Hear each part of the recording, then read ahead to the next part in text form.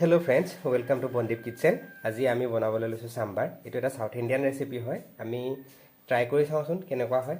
আমি sambar বনাবৰ কাৰণে পিছমান কুমুৰা কাটি লৈছো। আপোনালোকে ৰঙলাও ল'ব পাৰে, জাতিলাও ল'ব পাৰে, নিজৰ পছন্দ অনুসৰি পাচলি ল'ব। আৰু তিনটা সৰু পিয়াজ কাটি লৈছো এনেকৈ ফাল হিচাপত।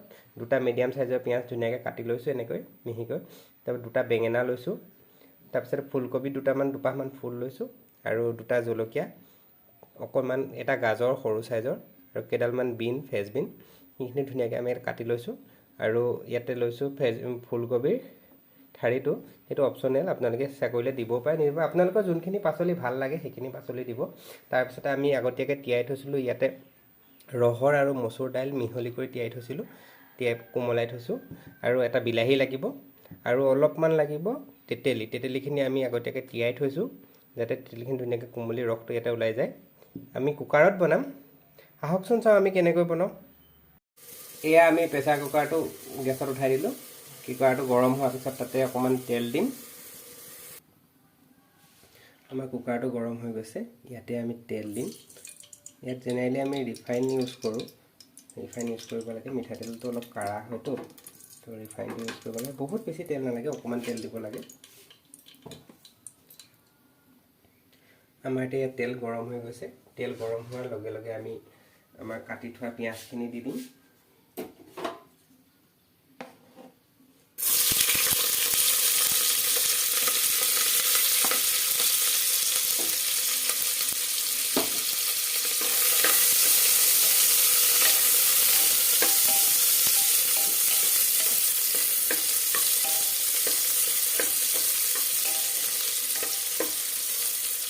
এনেকৈ পিয়াজখিনি দি দিয়াৰ পিছতে পিয়াজখিনি অকণমান ভাজ খালে আমি পাচলিখিনি দি দিম পিয়াজখিনি একেবাৰে ৰঙচুৱা ভালকৈ ভাজ খাব নালাগে পিয়াজখিনি অকণমান কেঁচা হেৰিটো গ'লে হ'ল তাৰপিছত পাচলিখিনি আমি দি দিম পাচলিখিনি মানে এতিয়া আমি যোনখিনি কাটি থৈছিলোঁ কোমোৰা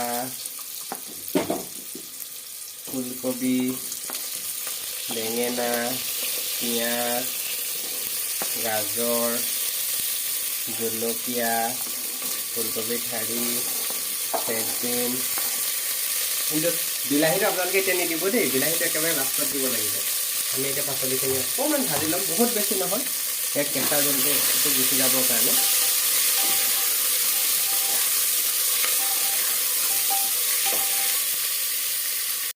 আমাৰ এয়া ভাজা হৈ গৈছে অকণমান ভাজিব লাগে বহুত বেছি ভাজিব নালাগে এতিয়া আমি দালিখিনি দি দিম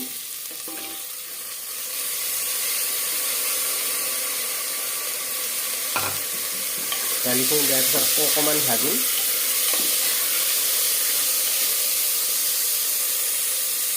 আমাৰ পানী দিয়া হৈছে এতিয়া আমি বিলাহী এটা যে থৈছিলোঁ সেইটো দি দিম ইয়াতে কাটি পেলাই আমি এয়া বিলাহীখিনি মিহিকৈ কাটি ল'লোঁ আৰু এয়া বিলাহীখিনি ইয়াতে দি দিছোঁ এতিয়া অকণমান নিমখ সোৱাদ অনুসৰি আৰু অকণমান হালধি দিব লাগিব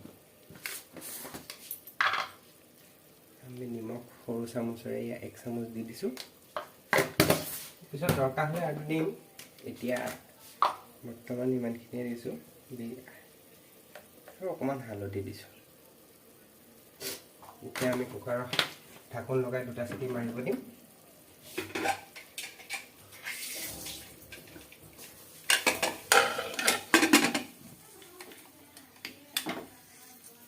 এতিয়া আমি কুকাৰৰ ঢাকনটো খুলি ইয়াতে 1 চামুচৰ পৰা আপোনালোকে চাব আপোনালোকে যদি দেখিছে থিকনেছটো বেছি হৈছে তেতিয়া অকমান পানী দিব মই অকন থিকনেছটো বেছি দেখিছো তেতিয়া অকন পানী দি দিছো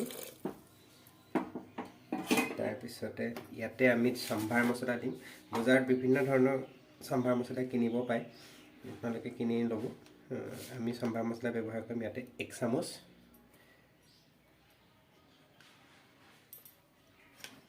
আৰু লগতে আমি যোনখিনি তেতেলি তিয়াই থৈছিলোঁ তাৰ সেকি ললোঁ সেকি থোৱাৰ পিছতে এতিয়া তাৰ তেতেলি পানীটো দি দিছোঁ আপোনালোকে নিজৰ স্বাদ অনুসৰি দিব ইয়াতে বেছি হ'লে বেছি টেঙা লাগিব টেঙা লাগিলে বহুত বেছি টেঙা লাগিলে খাই ভাল নালাগিব এতিয়া আমি গেছটো জ্বলাই দিম জ্বলাই এইখিনি উতলিব দিম কমসে কম 5 মিনিটৰ পৰা 10 মিনিটৰ কাৰণে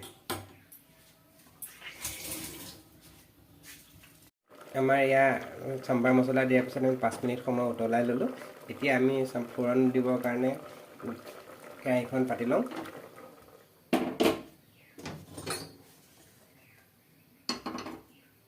এতিয়া আমি কেৰাহীখন গৰম হ'বলৈ দিম।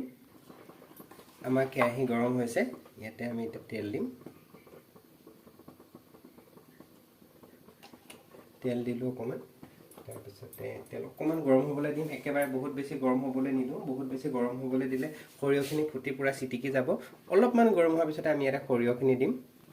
এয়া আমি সৰিয়হখিনি দি দিছোঁ। তাৰপিছতে এতিয়া আমি ইয়াতে নৰসিংহৰ পাতখিনি দি দিম।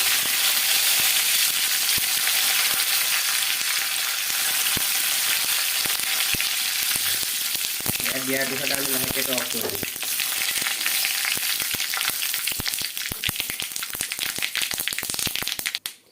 ইয়াতে আমি অলপমান চিলি ফ্লেক্স দিম। আপোনালোকে চিলি ফ্লেক্স নহ'লে জলকীয়া গুড়ি বেলেগটো ব্যৱহাৰ কৰিব পাৰে। আৰু ৰঙৰ কাৰণে অকণমান আমি কাশ্মীৰী লাল মিৰ্চি দিম।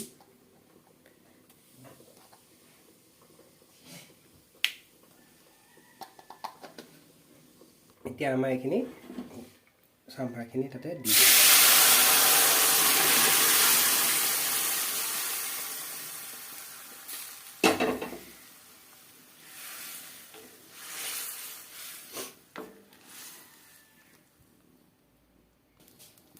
এতিয়া আমি চাম্বাৰখিনি একবাৰ উতলি আহিব দিলেই আমাৰ হৈ যাব। আপোনালোকে চাওকচোন কালাৰটো কিমান ধুনীয়া হৈছে।